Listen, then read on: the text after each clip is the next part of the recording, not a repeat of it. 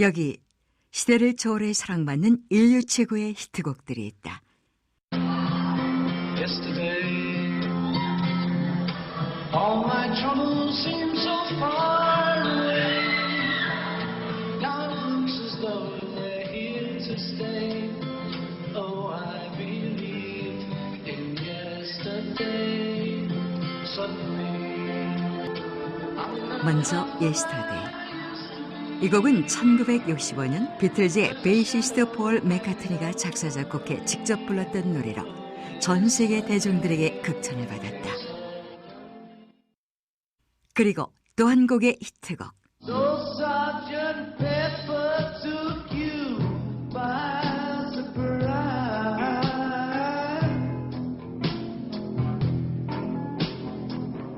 You better see right through that mother's eyes.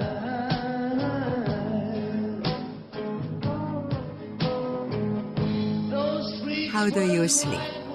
서정적인 음률이 돋보이는 이 곡은 비틀즈의 리드 멤버 존 레논이 작사 작곡해 부른 노래로 세간의 화제를 불러일으켰다. 그런데 전 세계를 감동시킨 이 두 곡은 비틀즈의 멤버 존과 폴이 서로를 비난하기 위해 만든 것이라고 한다.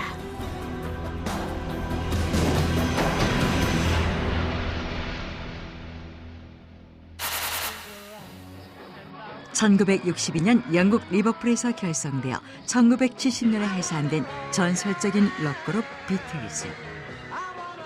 1963년 1집 앨범 Please Please Me로 데뷔한 이들은 이후 강렬한 록 사운드와 다양한 음악적 시도로 새로운 문화를 창출해냈고, 전 세계를 무대로 한 비틀즈의 공연은 마치 끓고 있는 용광로처럼 전 세계 젊은이들을 열광케 했다. 비틀즈 평전 작가 헌터 데이비스는 According to legend, the Beatles became famous only because of John and Paul. 비틀즈의 성공은 팀에 존 레논과 폴 맥카트니가 있었기 때문이라고 단언했다. 두 사람은 음악적 재능이 특출해 비틀즈 곡의 대부분을 탄생시켰는데, 이는 서로 상반된 음악적 성향과 성격이 시너지 효과를 냈기 때문이라는 것이다.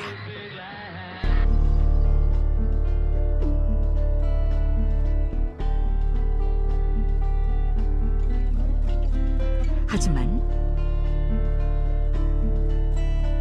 1957년 7월 6일 우린 처음 만났다. I'm John. My name is Paul McCartney. 저 녀석 왠지 느낌 정말 안 좋네. 딱 봐도 나랑 안 맞게 생겼는데. 두 사람은 첫 만남부터 본능적으로 서로가 다른 스타일이라는 걸 느꼈다. 그럼에도 불구하고 두 사람은 음악을 하기 위해 비틀즈라는 한 배를 탔고, 공동 운명체로서 두 사람 중 누가 만든 곡이라도 둘의 이름을 작사 작곡자 명단에 나란히 같이 올리기로 합의했다.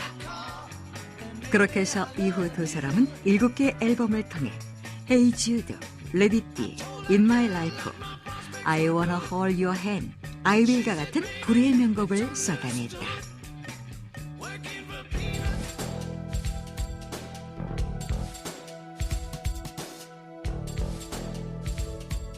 이미지의 완성은 안경이야. 패션의 마무리는 신발이지.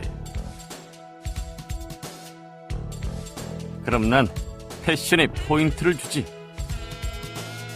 어떤 규칙에도 얽매이지 않는 걸 선호하는 존과 우아한 취향의 폴은 무대에서 서로 더 돋보이고 싶은 마음에 팀 안에서 경쟁적으로 각자의 스타일을 만들어갔고, 그 결과 존 레논의 동그란 안경과 깃발무늬 목수건, 폴이 신었던 첼시 부츠와 셔츠, 통이 좁은 넥타이, 날렵한 재킷과 통이 좁은 발목 길이의 팬츠 등 두 사람의 서로 다른 패션 취향은 비틀즈를 대표하는 비틀 스타일로 불리며 어우러졌고, 히피 스타일의 전성기이던 당시 영국을 넘어 세계의 대중문화에 영향을 끼쳤다. 그렇게 상반된 두 사람은 오히려 다양한 측면에서 시너지 효과를 내고 있었던 것이다. 그런데 두 사람에게 심상치 않은 그림자가 드리워진 때가 있었다. 1961년 베이스 기타를 맡고 있던 스튜어트 서트클리프가 돌연 탈퇴하면서 비틀즈는 새로운 베이시스트를 뽑아야 하는 상황에 놓이는데, 당시 베이스 연주자들은 대부분 무대 뒤에서 한마디에 한 번 정도 단조로운 음을 튕겨주면 될 정도로 존재감이 약한 포지션이었고, 남은 비틀즈 멤버 누구도 베이스 기타를 맡고 싶지 않아 했다. John, why don't you do the bass? What, bass? You want me to play the bass? Bass? See? Why can't you just play bass? Look at his temper. It's not gonna get any better. I'm worried that the band's gonna end.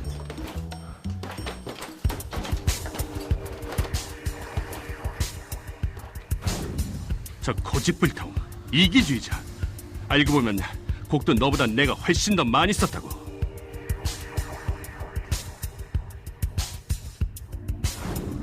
자식, 작곡 좀 한다고 잘난 척하기는. 리더인 내가 무대 뒤로 빠진다는 게 말이 돼? 존은 베이스를 맡고 무대 뒤로 물러나면 자신의 음악적 재능이 묻힘과 동시에 팀의 리더 자리까지 위협받을 수 있다고 생각했고, 폴은 존이 리더로서 자신의 음악적 공을 가로챈다고 여겨 그 어느 때보다 팽팽히 맞섰던 것이다. 그러나 결국 베이스 기타 전쟁은 존의 양복고 타입할 줄 모르는 불같은 성질 때문에 폴의 패배로 끝이 나버렸다. 그런데 팝 음악 역사상 가장 위대한 천재로 알려진 존과 폴이 베이스를 맡지 않으려 했던 또 하나의 이유가 있었다. 그것은 바로 여자 때문이었다.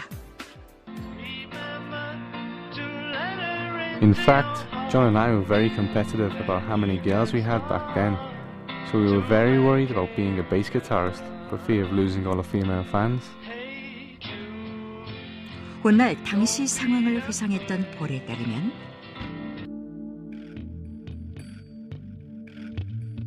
천하의 존 레논이 여자한테 인기 없는 기타를 칠 수는 없지.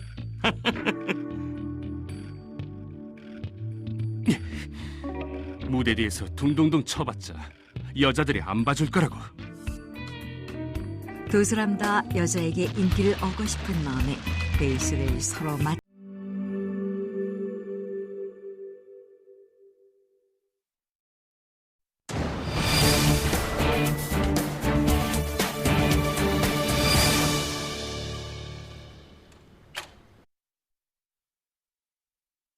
여기 시대를 초월해 사랑받는 인류 최고의 히트곡들이 있다. Yesterday, all my troubles seem so far away. Now it looks as though they're here to stay. Oh, I believe in yesterday. Suddenly, 먼저 예스터데이. 이 곡은 1965년 비틀즈의 베이시스트 폴 맥카트니가 작사 작곡해 직접 불렀던 노래로 전 세계 대중들에게 극찬을 받았다. 그리고 또 한 곡의 히트곡. so Sergeant Pepper took you by surprise.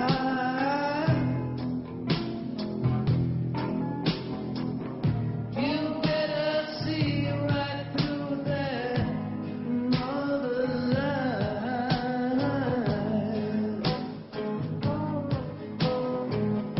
Those three How do you sleep? 서정적인 음률이 돋보이는 이 곡은 비틀즈의 리드 멤버 존 레논이 작사 작곡해 부른 노래로 세간의 화제를 불러일으켰다. 그런데 전 세계를 감동시킨 이 두 곡은 비틀즈의 멤버 존과 폴이 서로를 비난하기 위해 만든 것이라고 한다.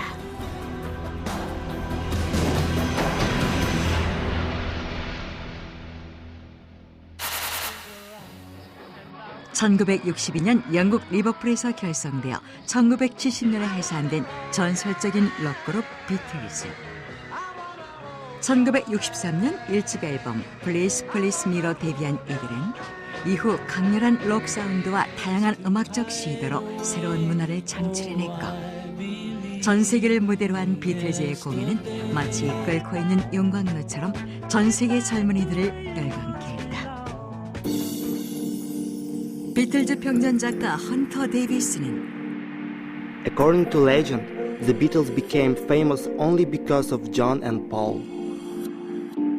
비틀즈의 성공은 팀에 존 레논과 폴 맥카트니가 있었기 때문이라고 단언했다. 두 사람은 음악적 1965년 어느 날 Tell you what, let's split this up a bit. This part's for Ringo, and this part's for me. No, John, I want to sing this one by myself. You what? Love. I always freaking love songs with you. You want to sing love songs, do it on your own. I'm gone. 폴이 자기가 작사 작곡한 예스터데이를 직접 부르겠다고 선언했던 것이다. 이후 예스터데이는 전 세계인들을 매료시키며 불후의 명곡으로 남게 되는데, 놀랍게도 공전의 히트를 했던 이 예스터데이가 폴이 존을 비난하는 노래라는 사실이 뒤늦게 밝혀졌다. 이 같은 사실은 폴을 만났던 비틀즈의 평전 작가 헌터 데이비스가 언론에 알리면서 이슈가 됐는데, 사실 대중이 알고 있는 예스터데이 가사는 이별 후 느끼는 감정을 표현한 곡이지만 폴을 통해 알게 된 사실은 달랐던 것이다. 이 곡을 만들 당시 폴은 먼 훗날 존이 모든 걸 잃었을 때를 상상하며 그때 존의 심정은 이럴 것이라고 유추해서 가사로 썼다고 한다. 즉 존의 입장에서 보면 예스터데이 가사는 Beatles for sale, Langspieler, yesterday.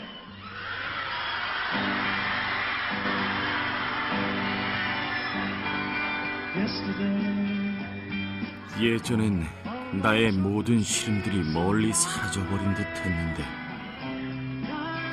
이제는 어디든 숨을 곳이 필요해. 아, 그때가 좋았지?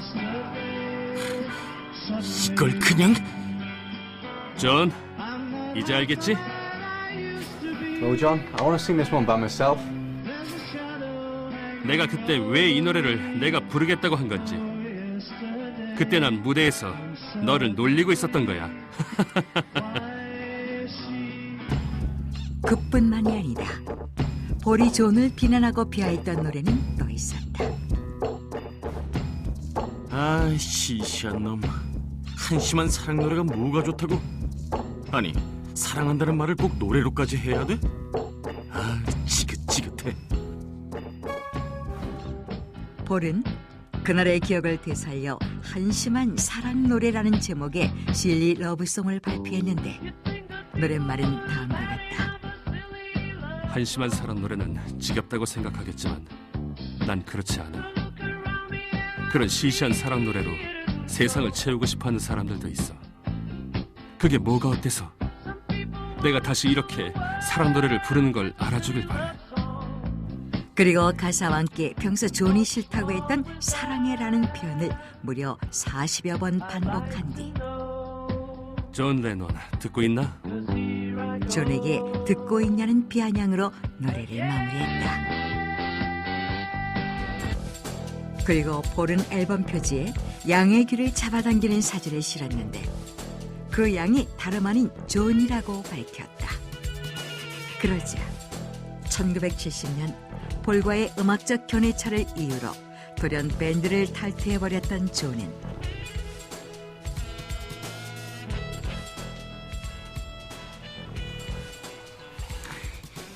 당당하지 못한 놈. 네 놈이 뒤에 숨어서 내 뒤통수를 쳐? 폴의 질세라 자신의 솔로 앨범 표지에 돼지귀를 잡아당기는 사진을 실어 폴을 약올렸고, 폴보다 한층 더 강도 높게 그를 비난하는 곡을 발표했다. 바로 How Do You Sleep이 그것이다. So Sergeant Pepper took you by surprise. 너는 린다 맥카트니가 시키는 대로 하는 게 나은 녀석이지. 네가 죽었다고 말했을 때 그 미치광이 팬들은 옳았어. 너는 스스로 영리하다고 여기겠지만 결코 그렇지가 않아. 가사에 등장하는 린다 맥카트니는 당시 폴이 사랑하고 있던 여자였고, 내가 죽었다고 말했을 때라는 표현은 한때 팬 사이에 떠돌았던 폴의 사망 음모를 의미하는 것이었다. 그렇게 비틀즈 콤비로 알려졌던 두 사람은 결국 철천지 원수가 되어 서로가 서로를 공격했고, 언론을 통한 독설도 서슴지 않았다. 점잖은 척 행동으로 옮기지 못한 폴은 바보. 너는 위선자. 마음대로 팀을 탈퇴한 배신자는 침묵해다오. 이제 비틀즈는 고대 기념물이다. 비틀즈를 만든 내가 탈퇴한 이상 폴만 남은 비틀즈는 비틀즈가 아니거든. 질투와 의심으로 똘똘 뭉친 이기주의자. 그렇게 서로 상처를 주기 위한 독설은 시간이 갈수록 점익하견이었다. 심지어 폴과 린다가 1969년 3월 10일 비틀즈 누구도 초대하지 않고 비밀 결혼식을 올리려 했으나 소문 때문에 현장에 팬들이 몰리자 3주 후 존은 그의 연인 오노요코와 전용 비행기를 타고 남아공으로 날아갔고 그곳에서 비밀 결혼식을 올렸다. 어때? 이 정도는 돼야 비밀 결혼식이지. 난 너와는 차원이 달라. 내가 한 수 위인 거 이제 알겠지?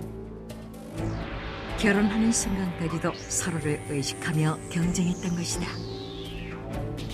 당시의 언론에서는 두 사람의 지나친 경쟁을 비난했지만 그들은 아랑곳하지 않고 각자 솔로 활동을 하면서도 서로의 공격을 멈추지 않았는데,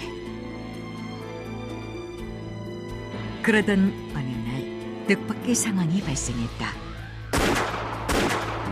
1980년 존이 암살범에게 비극적 최후를 맞이한 것이다.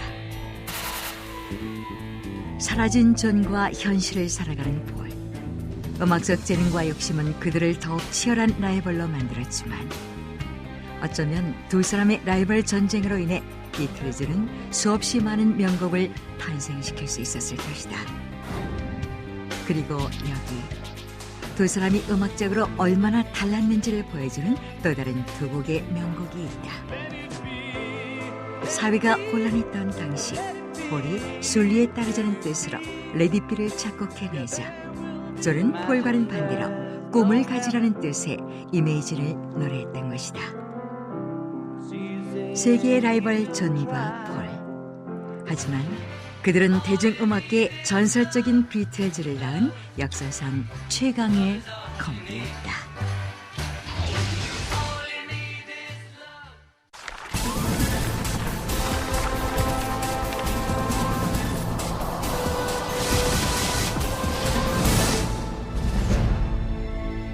(1939년부터 1945년까지) 인류 역사상 가장 큰 인명과 재산 피해를 낳은 제2차 세계대전.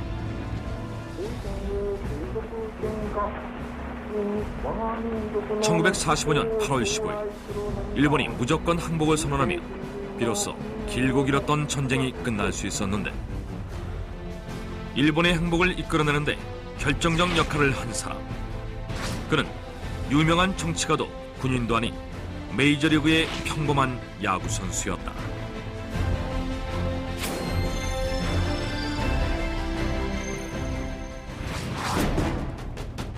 (1937년 7월) 일본의 중국 침략으로 인해 시작된 중일전쟁.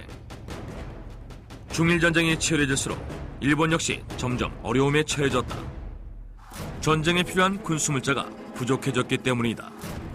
심지어 우호국이었던 미국마저 일본의 세력 확장을 견제하기 위해 군수물자 수출을 전면 중단했고, 그로 인해 일본은 더더욱 어려워질 수밖에 없었다. 하지만 일본은 미국과 협상을 하는 대신 전면 대응에 나섰다. 그것은 바로 미국 본토를 공격하는 것이었는데 결국 1941년 12월 7일 새벽 일본은 하와이 오아후 섬의 진주만에 있는 미군 기지를 기습 공격했다. 총 25척의 군함, 전투기 441대를 통해 진주만의 공격을 퍼부은 일본. 일요일이었던 터라 병사들도 제대로 배치되어 있지 않았던 진주만은 일본의 기습 공격으로 함선 18척이 침몰되거나 큰 손상을 입었고 180여 대가 넘는 비행기가 파괴되었으며 사상자는 무려 3,400명에 달했다. 그야말로 미국 역사상 유례없는 최악의 재난이었다. 아시아의 작은 나라에 너무나도 어이없는 공격을 당한 미국은 곧바로 12월 7일을 지옥의 날로 칭하며 일본과의 전쟁을 선포, 2차 세계대전에 뛰어들었다. 그 후 미국과 일본은 아시아와 태평양 등지에서 치열한 전투를 벌였고 그런 와중에도 미국은 계속해서 일본을 굴복시킬 결정적 한 방을 찾고 있었는데 진주만 공격을 당한 지 4년이 지난 1945년 미군은 드디어 구체적인 계획을 수립하기 시작했다. Now it's time. We must take full revenge for the Pearl Harbor. Right. If we want to make one critical shot, we must attack Tokyo. 그것은 바로 일본의 수도인 도쿄를 기습 공격하는 것이었다. The important thing here is they have to find the exact spot in Tokyo. In our current situation, the information is very short for the attack. 하지만 미군에서 보유하고 있는 도쿄 관련 자료들은 구체적인 전술을 짜기에는 너무나도 부족한 양이었고 미군은 곧 군 자료뿐만 아니라 민간 자료까지 도쿄와 관련된 모든 자료들을 수집하기 시작했다. 그러던 중 Yes! This is it! Hey, go and bring this man who took these pictures right now! Yes, sir. 도쿄 시가지를 찍은 사진 한 장을 발견하게 된 군사령관은 급하게 사진을 찍은 사람을 불러들였는데 Commander, this is the man. I'm a catcher for the Chicago White Sox. Moberg? 사진의 주인공은 다름 아닌 메이저리그 시카고 화이트삭스의 포수 모버그. 군 관계자들은 이름 없는 야구 선수의 등장에 당황할 수밖에 없었는데 과연 이 야구 선수가 어떻게 도쿄의 사진을 가지고 있었던 걸까? 시카고 화이트삭스 출신의 포수 모버그. 화이트삭스의 팬들에게조차 익숙하지 않은 이름이었다.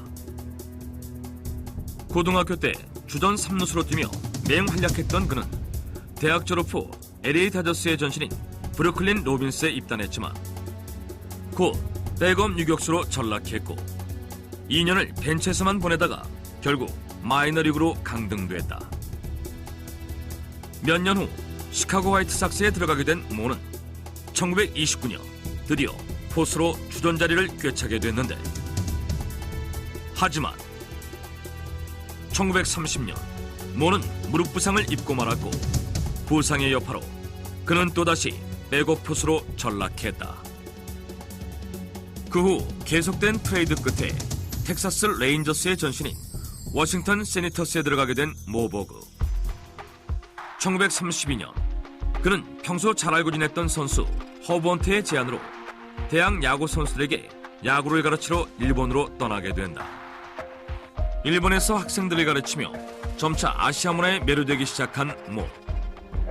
결국 그는 모든 일정이 끝난 후에도 동료들을 먼저 보내고 혼자나마 한참 동안 일본의 다른 도시들을 여행했는데 미국으로 돌아온 후에도 계속해서 일본을 그리워하던 모버그는 2년 후인 1934년 베이비 루스, 루게리, 지미 팍스 등으로 구성된 메이저리그 올스타팀과 함께 다시 한번 일본을 찾았다.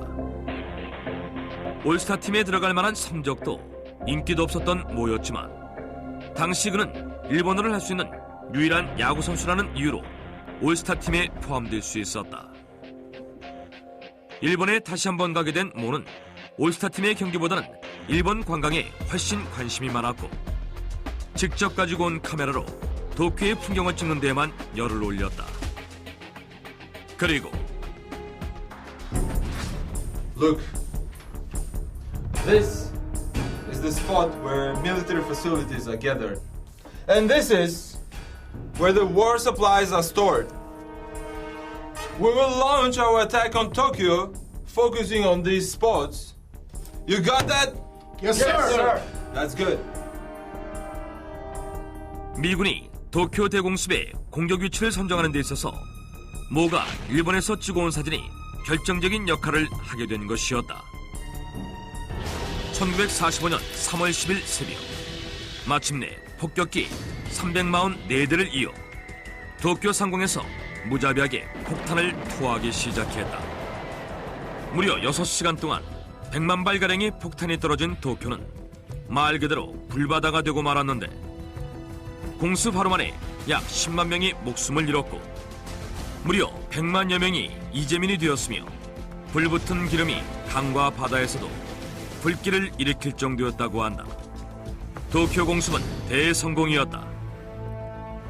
하지만 도쿄 대공습을 통해 일본의 항복을 이끌어낼 수 있을 것이라는 미국의 기대와는 달리 일본은 쉽게 굴복하지 않았고 계속해서 끈질기게 항전했다. 일본의 저항이 길어지자 미국 역시 피해가 커져갔고 여론 역시 악화되기 시작했다. 이에 미국은 전쟁을 끝낼 만한 강력한 무기를 꺼내들기로 결정했는데 그것은 바로 원자폭탄이었다. 미국은 2차 세계대전 당시 맨해튼 프로젝트란 암호명으로 1939년부터 비밀리에 원자폭탄을 만들고 있었다. 그리고 1945년 7월 16일 6년에 걸쳐 만들어진 원자폭탄이 드디어 첫 실험에 성공했고 마침내 특단의 조치 원자폭탄 투하를 결정한 것이다. 일본에 원자폭탄을 투하하기로 결정한 미국은 곧 원자폭탄을 투하할 도시를 결정하는 데 박차를 가했다. 원자폭탄 투하 작전을 완벽하게 성공해 일본의 즉각적인 항복을 이끌어내기 위해서는 원자폭탄 투하 도시 선정이 가장 중요했다고 생각했던 미국은 곧 원자폭탄 투하 목표도시 설정위원회가 결성됐다. 도시 선정의 가장 중요한 기준은 두 가지. 큰 도시면서도 중요한 역할을 하는 도시여야 하며 원폭 투하 시 효과적인 피해를 입힐 수 있는지가 관건이었다. 하지만 계속된 토론에도 쉽사리 도시 선정을 위한 의견이 좁혀지지 않자 Yes, Mr. Berg, let's take references from his material.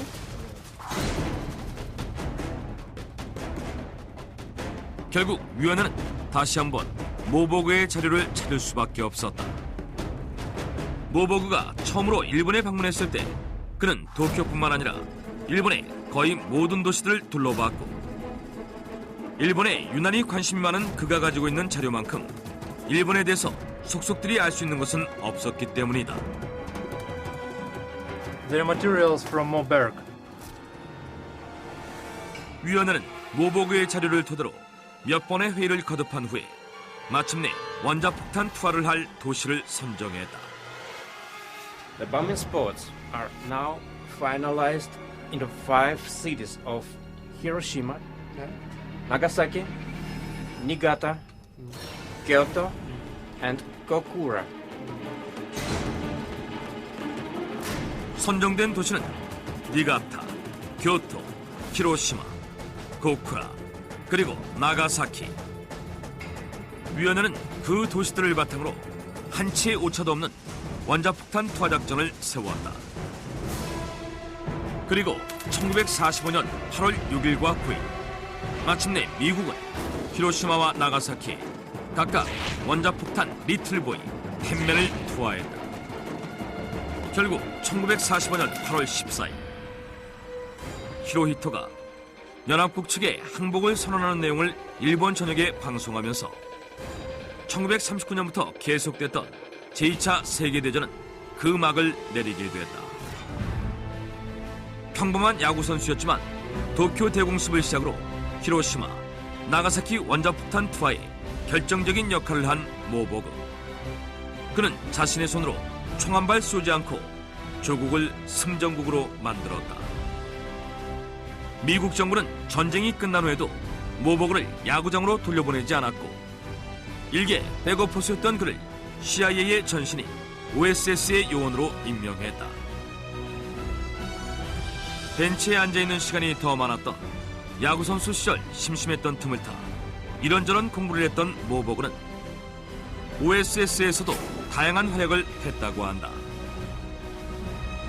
고등학교 시절 유격수로 이름을 날렸지만 정작 프로에 입단하면서 그 빛을 잃어갔던 야구선수 모버그. 하지만 어렸을 때부터 외국어에 능통했고 똑똑했던 그의 또 다른 재능은 모국을 승전국으로 만들었다.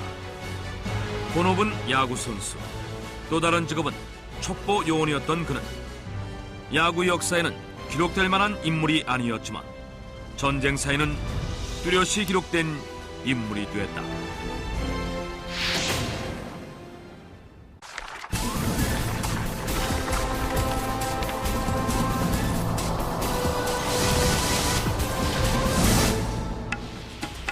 (2011년) 중국 윈난성에 사는 리 씨는 얼마 전부터 코와 입에서 구취가 심해지자 병원에 찾아갔다. 그런데 검사 결과 놀랍게도 리 씨의 머리에는 긴 칼날이 박혀 있었다. 어떻게 리 씨는 칼날이 박힌 채로 일상생활을 할 수 있었을까?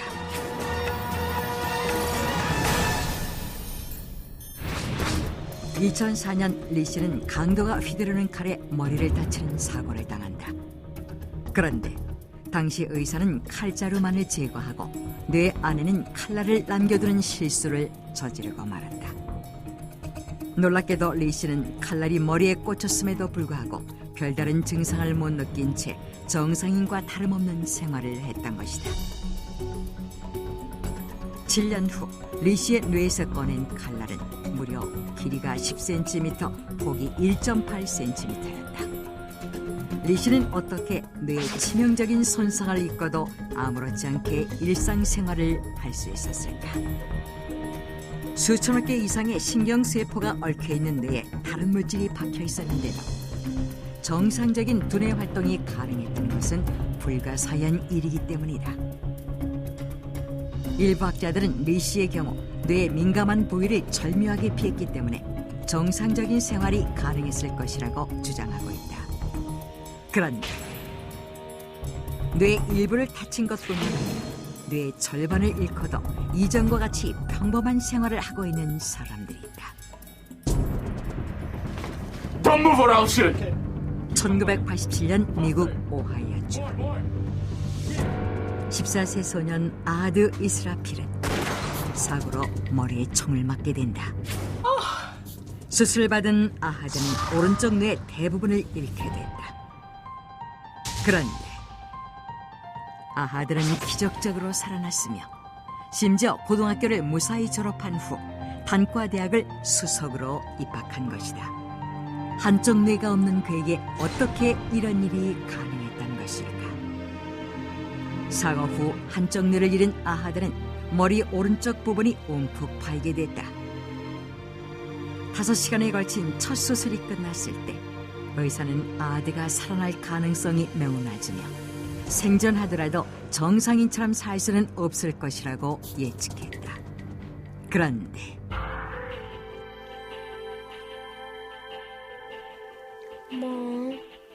의료진의 예상과 달리 아하들은 첫 수술이 끝난 지 얼마 후 말을 했으며 일부 감각기관이 온전치 않아 휠체어를 타게 됐지만 평소와 다름없이 행동했던 것이다. 오히려 자신의 머리를 보고 스스럼 없이 찌그러진 농구공 같다는 농담을 하며 가족들을 위로했다. 한쪽 뇌가 없는데도 또래 아이들과 다름없이 말을 하고 생각했던 것이다. 의료진은 아드의 오른쪽 뇌 기능을 재생하기 위한 수술들을 시도했지만 결국 아드의 외형만이라도 바꾸기로 결정했다. 딱딱한 실리콘을 머리에 이식하기로 한 것이다. 다행히 수술은 성공적으로 끝났고 아드의 머리는 외형상 아무런 이상이 없는 것처럼 보이게 됐다. 심지어 아들은 걷기에 성공하는 등 기적적인 모습을 나타냈다. 그 후 아들은 대학에 입학해 훌륭한 성적으로 학위를 얻었으며 사고 후 24년이 지난 현재까지 정상인과 다름없는 생활을 하고 있다. 갑작스런 사고로 한쪽 뇌를 잃었던 아하드. 그는 어떻게 정상인처럼 생활을 할 수 있었을까? 인간의 뇌는 신경계를 통합하는 최고의 기관으로 특히 전체 뇌 무게의 80% 이상을 차지하는 대뇌는 기억, 사고, 감정 조절 등의 기능을 하는 뇌의 가장 핵심적인 부위다. 대뇌는 수천억 개의 신경세포로 이루어져 있어 조금만 손상이 가도 치명적인 증상을 초래하는 것으로 알려져 있다. 때문에 아드처럼 뇌에 한쪽이 없는데도 정상인과 다름없이 생활하는 것은 매우 희귀한 일이었던 것이다. 그런데 아드와 비슷한 사례는 또 있었다. 미국 노스캐롤라이나에 사는 카메론 모트는 3살 되던 해 갑작스런 발작 증세를 나타내기 시작했다. 이유 없이 갑자기 쓰러지는 등 신체에 이상 증상이 일어난 것이다. 그 후 3년간 계속된 발작 때문에 카메론은 인지 능력이 떨어지면서 말도 잘 못하는 상태까지 이르게 됐다. 수십 차례에 걸친 뇌 검사 결과 카메론은 뇌가 파괴되는 희귀병을 앓고 있음이 밝혀졌는데 라스무센 뇌염이라 불리는 이 병은 뇌가 바이러스에 감염되는 질환으로 대개 4살에서 9살 아이에게 발병하며 신체 일부의 마비와 지능 저하를 동반하게 되는 난치병이다. 카메론의 증상이 점점 악화되자 의료진은 감염 상태였던 카메론의 오른쪽 뇌를 모두 제거하기로 결정했다. 당시 의료진은 카메론의 왼쪽 몸에 마비가 올 것이라 예상했다. 오른쪽 뇌는 신체의 왼쪽 부분을 담당하기 때문이었다. 그런데 놀랍게도 카메론은 수술 후 4주 만에 스스로 병원을 걸어나갔으며 오히려 질병을 앓았던 오른쪽 뇌를 제거한 후 언어 기능을 회복하기까지 했다. 믿을 수 없는 기적이 일어났던 것이다. 2011년 현재 카메론은 학교에 다니고 있으며 다른 아이들과 마찬가지로 학습을 하고 놀이 활동도 하는 등 일상생활에 별다른 지장을 느끼지 못하고 있다. 뇌는 부위별로 담당하는 기능이 있어서 특정 부위가 손상되면 그 기능은 영원히 회복할 수 없다고 여겨져 왔다. 인간의 대뇌는 전두엽, 측두엽, 두정엽, 후두엽의 4개의 부분으로 나뉘는데 각각 기억, 이해, 감각, 사고력 등 역할이 구분되어 있기 때문이었다. 예를 들어 두정엽의 한쪽만 손상되다 무인식증 상태가 되어 학습은 물론 일상생활이 불가능하게 된다. 방향을 인지하지 못해 한쪽으로만 글씨를 쓰게 되는 것이다. 그런데 이에 대해 새로운 의견이 제기됐다. 뇌 구조가 비정상적이더라도 손상된 부위를 다른 부위가 대신 수행하기 때문에 정상인과 다름없이 생활할 수 있다는 것이다. 뇌가 완전히 없는 것은 아니기 때문이다. 뇌가 아예 없는 경우는 선천적인 기형인 모뇌증으로 구분된다. 모뇌증은 대뇌가 없거나 흔적으로 남아있으며 대뇌를 덮는 두개골 역시 없는 것이 특징이다. 모뇌증 환자는 보통 출생 후 몇 시간에서 며칠 내에 사망하게 된다. 즉, 모뇌증 환자의 경우처럼 대뇌가 완전히 없는 상태가 아니라면 극히 일부라도 뇌가 남아있을 경우 완벽하진 않더라도 일상생활은 가능할 수 있다는 것이다. 일부 뇌과학자들은 이를 뇌의 가소성이란 이론으로 설명하고 있다. 뇌가 마치 찰흙이나 플라스틱처럼 변형된다는 것이다. 뇌가 서서히 제 기능을 회복해 나가거나 손상된 부위를 다른 부위가 대체하면서 역할을 대신하는 것이라고 한다. 뇌의 가소성을 주장하는 학자들은 독특한 사례를 제시하기도 했다. 2002년 네덜란드의 로테르담 대학병원의 의사들은 7살 소녀를 수술하게 됐는데 그녀는 질병으로 인해 왼쪽 뇌와 함께 대뇌의 특정 기관인 언어 중추를 제거해야 했다. 그런데 놀랍게도 소녀는 네덜란드어와 터키어를 완벽하게 구사했던 것이다. 의료진은 소녀의 오른쪽 뇌가 언어 학습 능력을 대신하고 있다고 주장했다. 그러나 뇌의 가소성만으로 뇌가 가진 미스터리를 모두 설명할 수는 없다. 현재까지 뇌에 대해 알려진 지식은 극히 일부에 불과하기 때문이다. 뇌를 다쳤음에도 일상적인 생활이 가능한 사람들은 희귀한 사례라고 보고될 뿐 현재까지 정확한 이유가 밝혀지지는 않았다. 소우주라 불릴 정도로 신비의 베일에 쌓여있는 뇌. 오랜 옛날 신의 영역으로까지 여겨졌던 뇌는 앞으로 인류가 풀어야 할 숙제로 남아있다. 과연 과학의 발전은 뇌의 미스터리를 밝혀낼 수 있을까?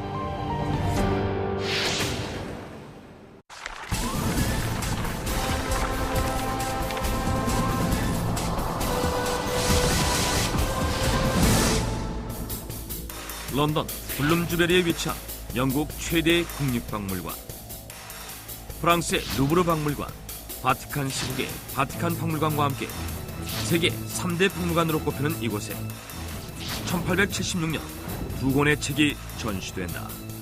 책의 제목은 버티건과 로이나와 헨리 2세. 놀랍게도 이 작품들은 셰익스피어의 이름을 도용한 가짜 작품, 즉 위작이었다. 대체 어떻게 영국 국립박물관에 가짜가 전시되었던 것일까?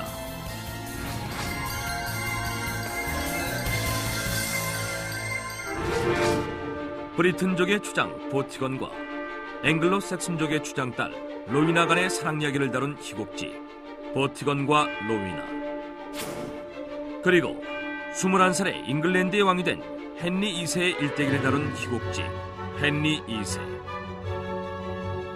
이 2권의 책은 셰익스피어의 이름을 도용한 위작으로 정규교육도 제대로 받지 않은 18세 소녀 윌리엄 아일랜드가 만들어낸 것이었다. 17세 성적 부진으로 학교에서 퇴학당한 윌리엄 아일랜드. What a pathetic bloke. 아버지 사무엘은 그런 윌리엄을 늘 한심해했는데 Don't just loaf around. Go out and make some money for God's sake.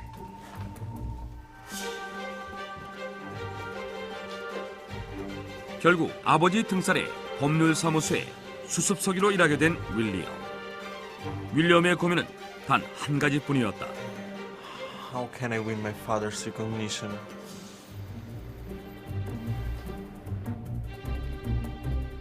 순간 그의 머릿속에 떠오른 한 사람, 바로 셰익스피어였다. 영국이 낳은 최고의 극작가 셰익스피어.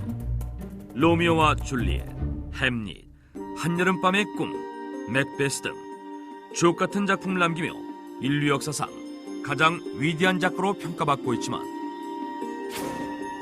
그의 작품이 널리 알려진 것에 반해 그의 생애에 대해서는 알려진 바가 매우 적었다. 셰익스피어가 사망한 지 180년 후인 1790년대 당시에도 셰익스피어의 서명이나 필적이 담긴 기록물은 거의 찾아볼 수 없었고 일상생활에 대한 기록조차 전무했기 때문에 셰익스피어에 대한 전기는 5%의 사실과 95%의 억지라는 말이 있을 정도였다. 이러한 상황에서 평소 셰익스피어에 열광했던 서점주인 사무엘 아일랜드는 If I could get just one of his signatures, I could trade it for my whole fortune. 셰익스피어의 서명 하나만 얻을 수 있다면 전 재산을 내놓을 수 있다고 말하고 다녔다. 이에 윌리엄은 아버지의 환심을 사고자 법률사무소에 있는 낡은 양피를 이용해 셰익스피어의 서명이 담긴 가짜 작품들을 만든다. 그리고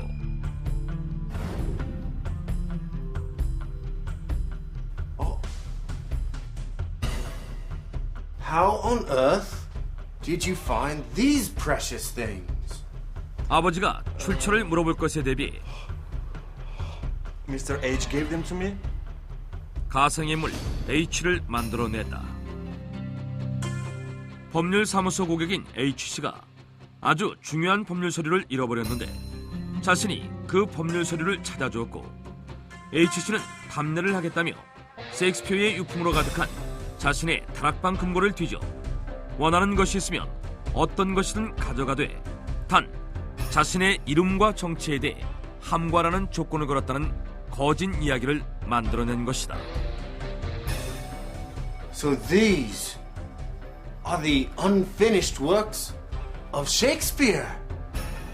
You've made my dreams come true.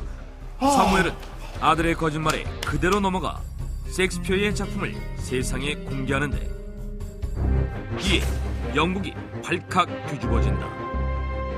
윌리엄이 위작한 셰익스피어의 작품은 언론에 대서특필됐고 전시회를 연 사무엘의 서점은 아침부터 밤까지 사람들로 북적거렸다.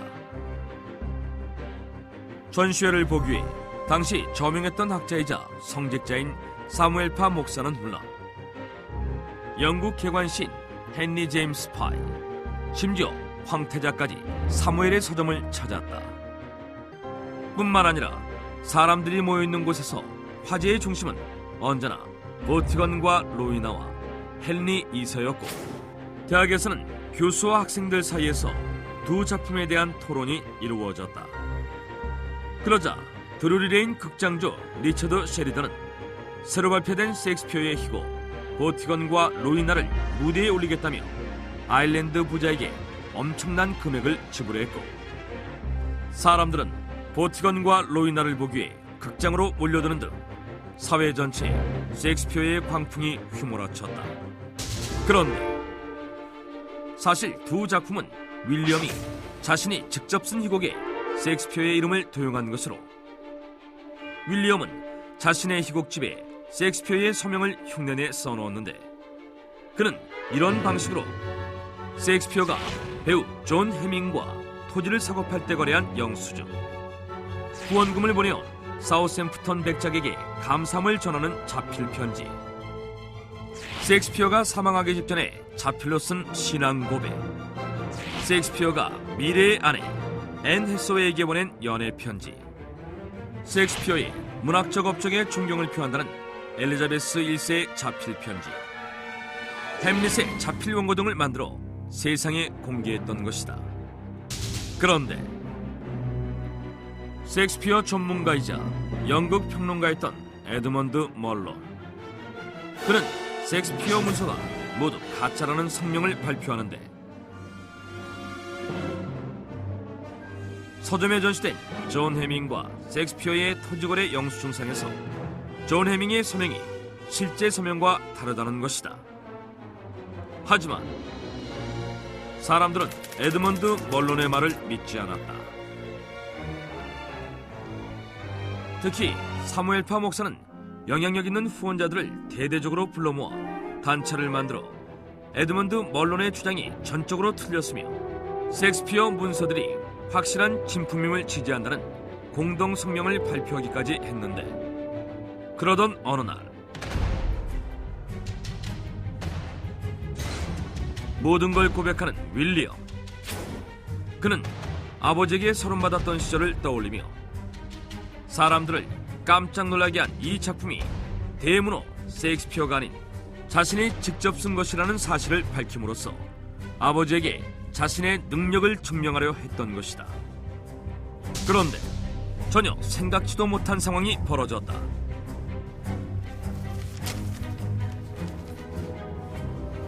Oh, boy! How could you make such a joke? These are Shakespeare! 아무도 윌리엄의 고백을 믿지 않았던 것이다. 사람들이 자신의 말을 믿어주지 않자 윌리엄은 위조 문서를 만들어내기까지의 과정을 상세히 설명하는 문서를 공개했지만 사람들은 여전히 윌리엄의 고백을 믿지 않았다. 학교도 제대로 졸업하지 못한 18세의 청년이 이런 어마어마한 작품을 저술할 수 없다는 것이다. 이에 윌리엄은 모든 것을 바로잡겠다며 2차례에 걸쳐 셰익스피어 원고에 관한 진실과 윌리엄 아일랜드의 고백이라는 제목의 책을 출판했다. 하지만 그럼에도 불구하고 일부 사람들은 여전히 윌리엄의 셰익스피어 문서들이 진짜라고 믿었다. 그들은 1616년 셰익스피어가 죽고 180여 년이 지나도록 친필문서 한 장 발견하지 못했던 당시의 상황에서 윌리엄 아일랜드가 내놓은 셰익스피어의 문서들과 작품이 가짜라는 사실을 받아들이고 싶지 않았던 것이다. 그리고 윌리엄의 셰익스피어 위작으로 한바탕 소동이 벌어지고 80여 년이 흐른 1876년 보트건과 로이나와 헨리 2세가 영국 국립박물관에 전시됐다.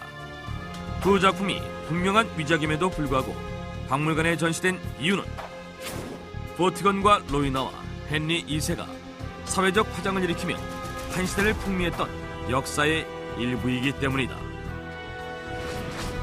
두 작품은 아직도 영국 국립박물관에 전시되어 있으며 현재에도 많은 사람들이 그 시대의 궤적을 느끼기 위해 그곳을 찾고 있다.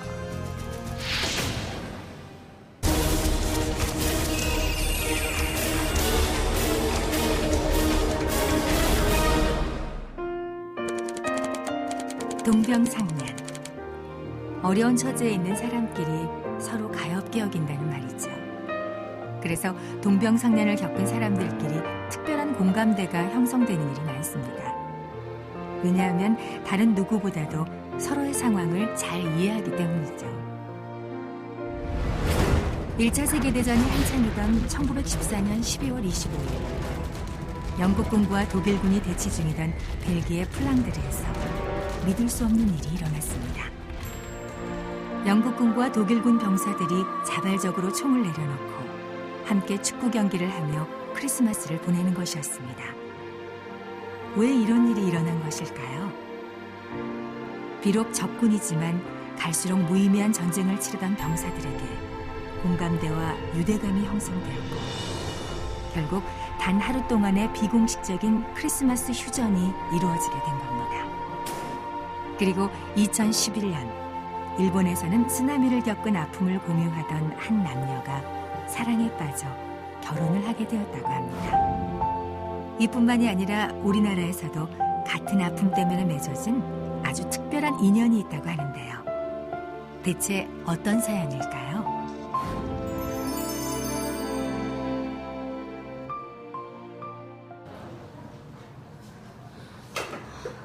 (1997년) 부산의 어느 병원 수술실 앞. 옥자 씨가 7시간째 누군가를 애타게 기다리고 있습니다.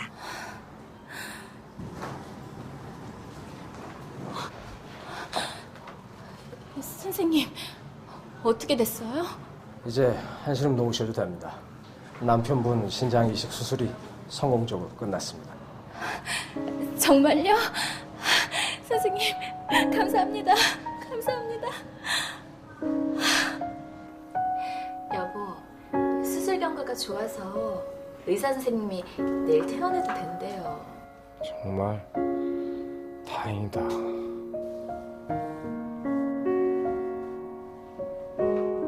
나 당신 없으면 어떻게 됐을까? 뭘요? 당신이 이렇게 살아줘서 내가 더 고맙죠. 아니야. 그동안 나 때문에 당신 고생한 거 생각하면 앞으로 당신한테 진비 평생 갚으면서 열심히 살게.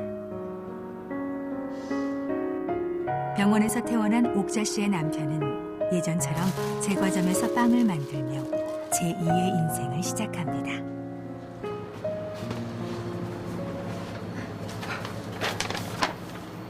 와, 요즘 폭풍 주문이 몰리는 거 보니까 사람들이 내 빵 맛에 퐁당 빠졌나 봐. 당신 힘들면 주문 안 받을 테니까 너무 무리하지 말아요. 나 요즘 무지 건강하거든. 걱정하지 마. 잠깐만.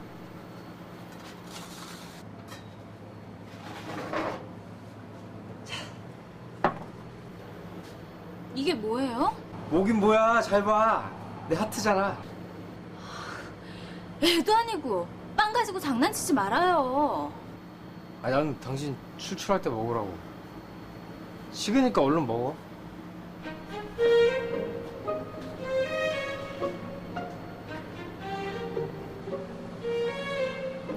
몇 년 만에 찾아온 일상의 행복일까요? 요즘 옥자 씨는 정말 하루하루가 꿈만 같습니다.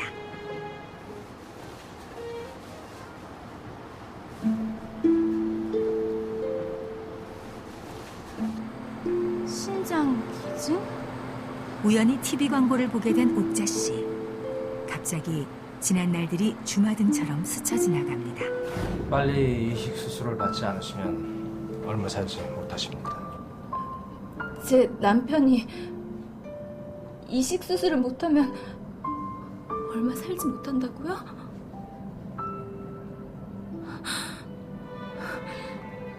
말도 안 돼.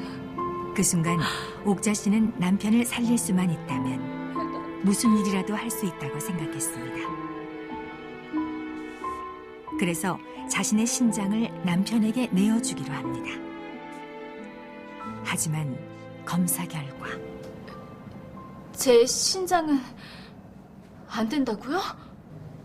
죄송합니다. 옥자 씨와 남편의 신장은 일치하지 않았습니다. 친척이니까 일치할 수도 있잖아요. 도와주실 수 있죠? 그게 요즘 내가 몸이 좀 안 좋아서. 이렇게요. 옥자 씨는 포기하지 않고 많은 사람들에게 도움을 청했습니다. 그러나 그 어느 누구도 옥자 씨의 남편을 돕겠다고 선뜻 나서는 사람들이 없었습니다. 지금 저희에게 기적만이 필요합니다. 제발 제 남편을 살려주세요.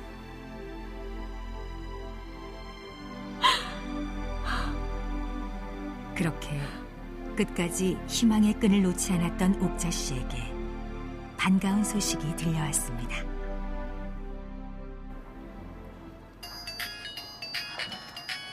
여보세요?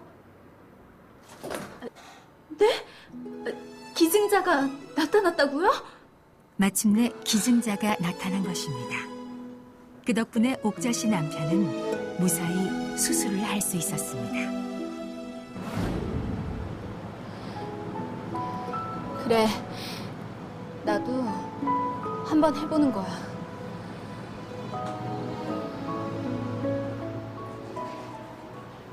당신 뜻은 알겠는데 그래도 굳이 당신 몸 상하면서까지 신장을 기증해야겠어? 당신도 누군가의 도움으로 인해 이렇게 건강해질 수 있었잖아요. 그 고마움을 과거에 우리처럼 힘든 시간을 겪고 있는 사람들에게 전해주고 싶어요. 결국 그녀는 자신의 신장을 누군가에게 기증하기로 결정합니다.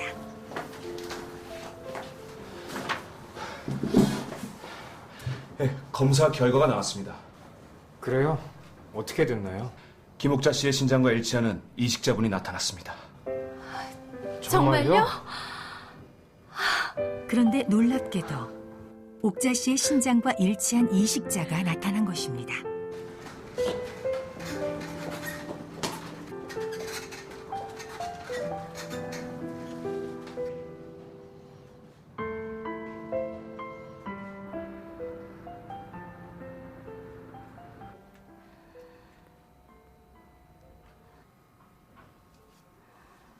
여보, 이제 정신이 좀 들어? 여보, 수술은 잘 됐대요? 당신 신장을 받은 환자도 수술이 잘 됐대. 정말요? 다행이네요. 그리고 더 좋은 소식은 당신도 며칠이면 퇴원해도 된대. 그래요? 안녕하세요. 장기기증센터에서 나왔습니다. 네, 사실 장기기증은 비공개적으로 진행되는 게 원칙인데 이번 경우는 워낙에 드문 일이라 한번 만나보시겠습니까? 뜻밖에도 장기기증센터에서 옥자 씨 부부에게 한 만남을 제안하는데요. 과연 어떤 만남일까요?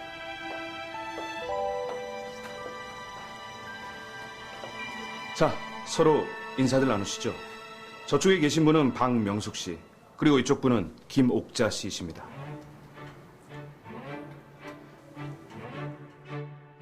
옥자 씨 부부가 만난 사람들은 바로 박명숙 씨 부부였습니다. 그런데 이들 부부에게는 놀라운 인연이 숨겨져 있었던 것입니다.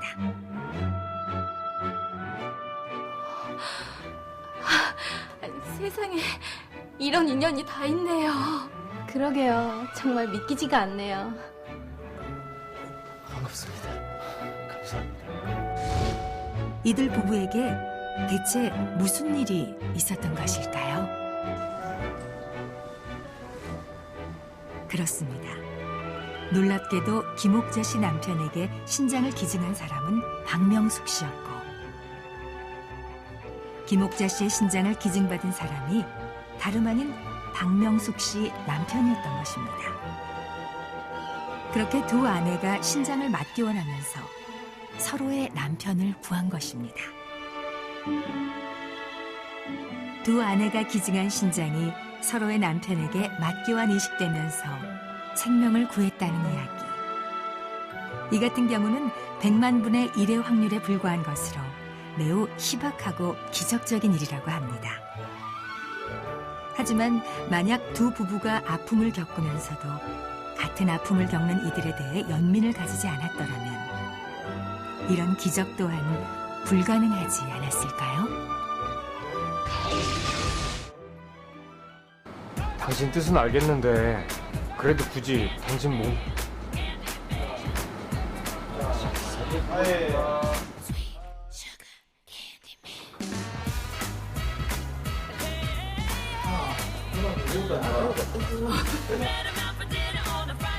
안녕하세요. 장기기증센터에서 나왔습니다. 사실 장기기증은 원칙적으로 죄송합니다.